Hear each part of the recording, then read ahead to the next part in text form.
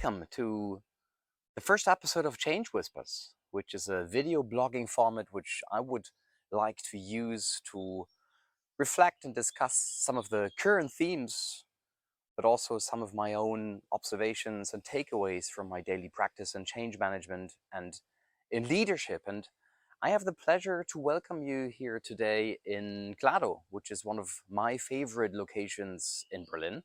And as you can see, a spot that you wouldn't expect so much in a major metropolis. It's one of the many nice places along the river Havel, which is one of the two major rivers crossing Berlin. And it's a place where I head if I need to relax, if I need some headspace to reflect, think, and to be creative. So today I would like to talk about first impressions. It's a nice topic for our first episode, but I also think it's a topic that all of you will be able to relate to in one way or the other with your private experiences, professional observations, or whatever else. You will all know the phrase that you don't get a second chance for a good first impression. And that's something that holds true literally on all walks of life, but I find it also applies very much to change management when we want people to actually consider changing their behavior, influencing their attitude, and things like this. Now, I also think that this concept of the first impression is the most underrated and ignored concept and moment in all of change management. Now, brain research tells us that it takes about 200 milliseconds to form a first impression. So that's 200 milliseconds that determine whether we like or don't like a particular idea, a concept, a person, a situation that we're in, or whatever else that you're confronted with.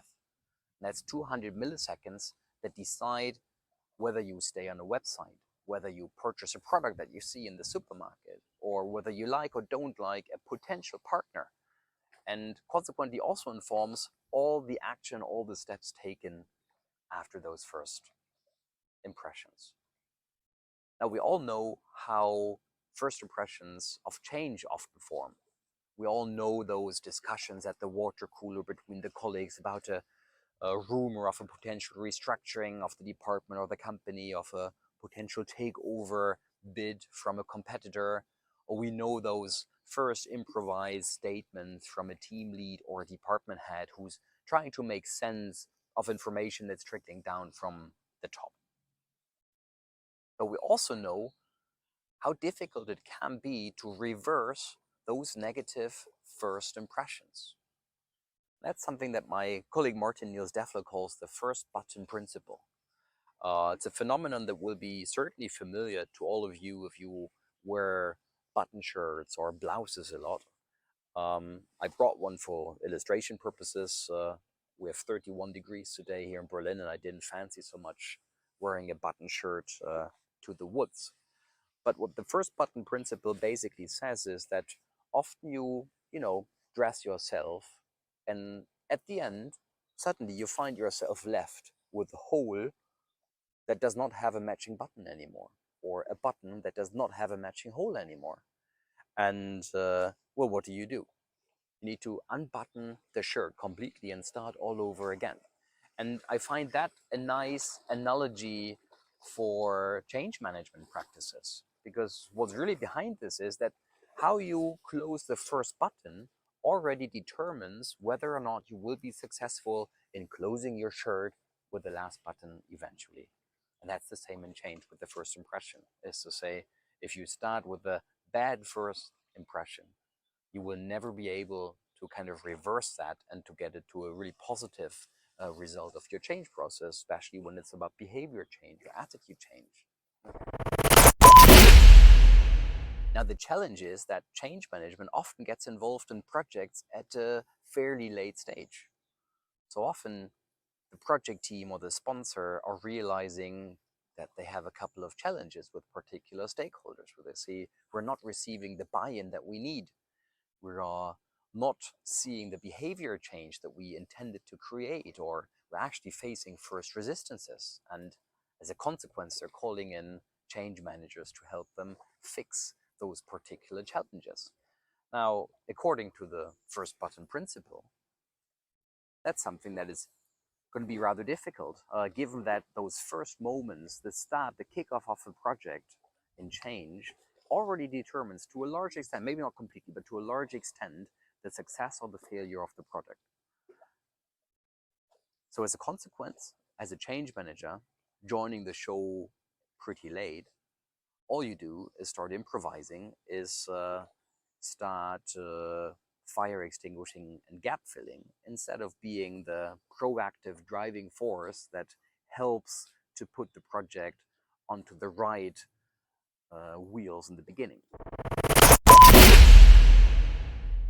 So as we know the power and the importance of those first moments, we want to have change managers involved in the project as early as possible. In those very first moments, we want to have a very strategic, thought through approach to how people will be hearing of the change. Those first 200 milliseconds, if you want to put it this way, the first ideas, the first touch points when it comes to understanding what this change is about, how this relates to me, and so on. That's where you want to have your change managers involved early on. Now, that again takes more understanding on top leadership levels on the role, the importance, and the relevance of organizational change management. So it's a leadership that needs to understand, not the project leadership, they of course as well, but more importantly, the executives, the senior management, the ones who decide on particular change initiatives, on strategic initiatives, and then also determine who's involved with them and what role change management will eventually play in setting up and running a particular initiative and project. Now, I firmly believe that change management is an absolutely critical skill for companies going to the future. In today's age of chaos, of crisis, of uncertainty, the pressure to change is higher than ever before. And at the same time, we see people unwilling to change at a level that we haven't seen before. So change management becomes a really critical skill for any organization that wants to be successful, maybe the one driving force behind companies being successful in the marketplace in the future.